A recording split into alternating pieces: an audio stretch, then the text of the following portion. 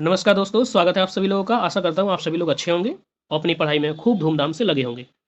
एक कहावत आपने सुनी होगी कि जंगल में शेर और हिरन की सुबह की शुरुआत भागने से होती है। शेर अगर ना भागा तो वो भूख से मर जाएगा और हिरन अगर ना भागा तो उसे शेर खा जाएगा। हिरन हो या शेर, भागना तो पड़ेगा।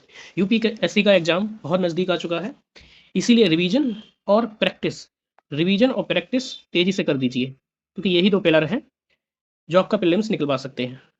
खैर, चलिए शुरुआत करते हैं। आज की इस क्लास में 10 क्वेश्चन हमने लिए हुए हैं। 10 क्वेश्चन टाइटल आप देख ही रहे हैं कि भारतीय इतिहास और संस्कृति से संबंधित है। कुल मिलाकर टारगेट आज का रखा है 50%, इतना सॉल्व करना है। ठीक है, पहला क्वेश्चन देखिए, बड़ा ही खूबसूरत क्वेश्चन है, सॉल्व करने की प्रयास करिए।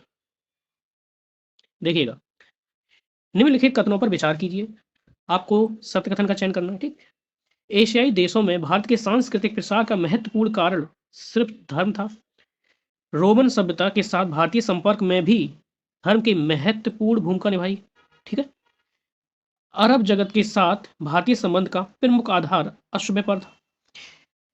आप वीडियो को पॉज करिए और कमेंट सेक्शन में बताइए कि आपने क्या ऑप्शन ऑप्ट किया है। ठीक है, इसका पहला गलत है, क्योंकि जो एशियाई देश हैं उनके साथ हमारे जो कल्चरल संबंध है, सांस्कृतिक संबंध है, उसका कारण सिर्फ धर्म तो नहीं रहा। पहला नहीं होगा, ये नहीं होगा, ये नहीं होगा। ठीक, दूसरा, रोमन सभ्यता के साथ भारतीय संपर्क में भी धर्म महत्वपूर्ण भूमिका निभाई, नहीं। धर्म ने महत्वपूर्ण भूमिका रोमन साम्राज्य के साथ नहीं निभाई, क्योंकि उनका धर्म हमारा धर्म कोई सेम तो है नहीं। उनकी यहाँ ईसाइयत है, यहूदी है ना, हम हमारे यहाँ पर हिंदू है, जैन है इत्यादि। हाँ, लेकिन तीसरा सही है कि जो अरब से हमारे जो संबंध का मुख्य आधार था वो था अश्व व्यापार, घोड़ों का व्यापार होता था। जो अच्छे अच्छे घोड़े हुआ करते थे वहीं से आया करते थे। ऑप्शन बी हो जाएगा। नेक्स्ट क्वेश्चन देखिए, ये क्वेश्चन देखिए कितना अच्छा है। बामियान की बामियान की बुद्ध की मूर्ति के बारे में निम्न में से क्या असत्य है। गलत छांटना है। ठीक, ये मध्य अफगानिस्तान के बामियान प्रांत में स्थित है। पहला, दुनिया की सबसे बड़ी बुद्ध मूर्ति है जिसे पहाड़ काटकर बनाया गया। 2001 में तालिबानी कट्टरपंथियों ने इसे ध्वस्त कर दिया। यह मथुरा कला का सर्वश्रेष्ठ उदाहरण है। वीडियो पॉज करिए, इसका ऑप्शन बताइए। इसका ऑप्शन हो जाएगा आपका डी। D option. क्यों? ये बामियान प्रांत में अफगानिस्तान के, बिल्कुल सही बात है।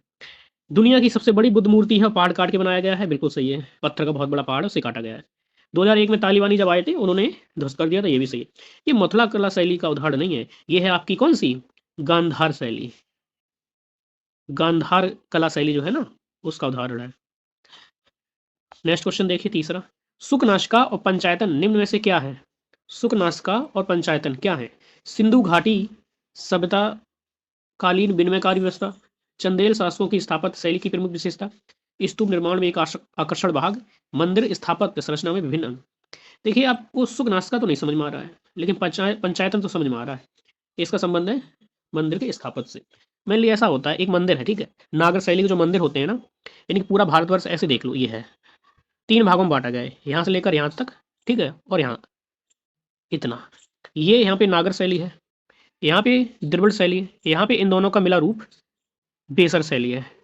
ये नागर शैली है उत्तर भारत में, जो राम मंदिर बना है वो नागर शैली में बना है। ठीक है, तो नागर शैली की अगर हम बात करें तो मंदिर का एक गर्भगृह होता है और चारों तरफ एक एक देवता का और छोटा छोटा मंदिर बना दिया जाता है, इस तरह से। इसे कहते हैं हम पंचायतन शैली। ठीक है, नेक्स्ट क्वेश्चन देखिए, एक सूची दी गई है, इसको आपको मिलान करना है, कौन सा गलत है ये बताना है। भरतनाट्यम, कथकली, मोहिनीअट्टम, कुचिपुड़ी। बताइए। इसका ऑप्शन हो जाएगा मोहिनीअट्टम। क्यों? क्योंकि भरतनाट्यम तमिलनाडु में होता है, वहाँ का शास्त्रीय नृत्य है। कथकली केरल का है, इसी प्रकार कथक है, यूपी का है। कुचिपुड़ी आंध्र प्रदेश का है। मोहिनीअट्टम मणिपुर का नहीं है, ये भी आपका क्या है, केरल का ही है। ठीक है, नेक्स्ट क्वेश्चन देखते हैं। नेक्स्ट क्वेश्चन इस प्रकार से आज का, शास्त्रीय भाषा कौन सी नहीं है। संस्कृत, तेलुगु, मलयालम, प्राकृत। ए और B, A B C D, या सभी सही है।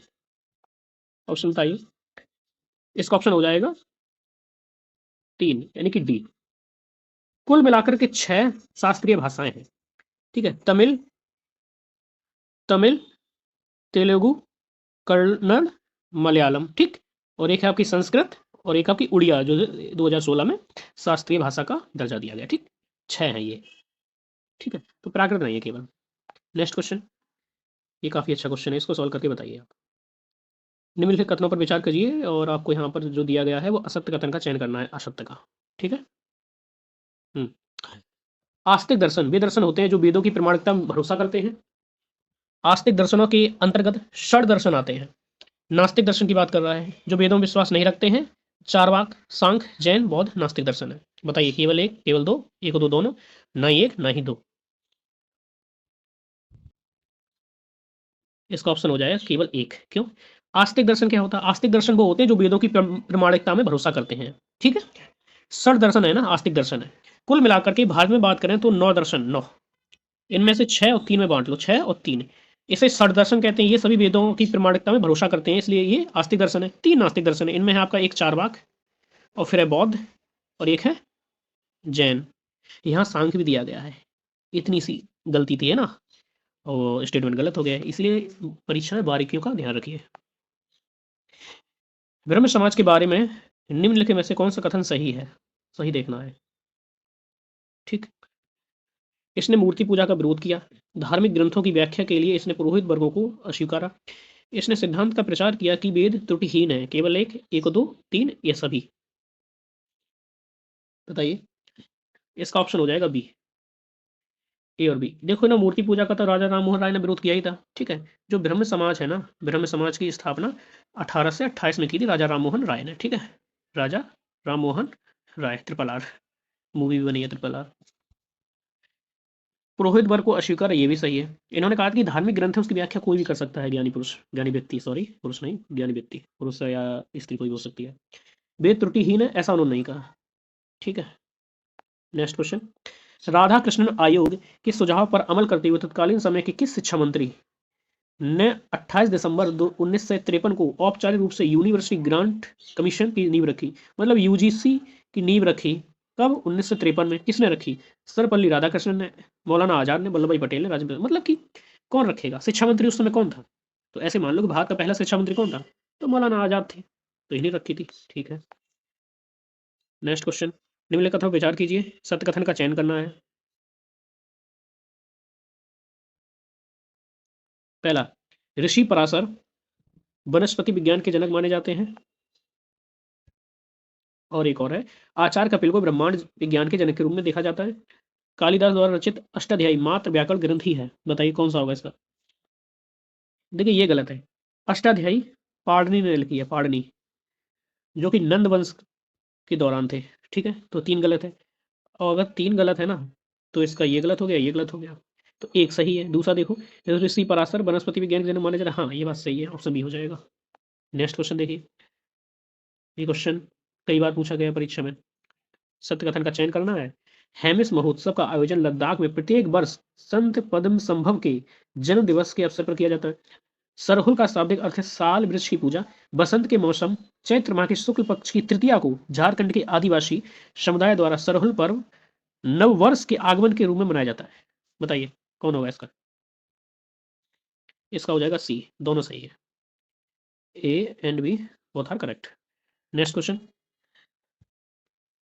असम के कामाख्या मंदिर के पास लगने वाला यह मेला और पर्व स्त्री शक्ति और उसकी जनन क्षमता को गौरवान्वित करता है। खर्ची पूजा, साजीबू चेराव ओवा, वनगाला पर्व, अंबुबाची। बताइए। इसका हो जाएगा अंबुबाची। आप ये बताइए कमेंट सेक्शन में कि असम का लोक नृत्य कौन सा है? असम का लोक नृत्य कौन सा है? ठीक है। हम ऑप्शन दे रहे हैं, एक ऑप्शन ए है आपका, एक ऑप्शन बी है। असम का लोक नृत्य की बात हो रही, ठीक है, असम लोक नृत्य। एक है आपका बिहू, एक है आपका रऊफ। ठीक है। कमेंट सेक्शन बताइए। क्लास पसंद आए तो लाइक करें, सब्सक्राइब करें। Thank you, all the best.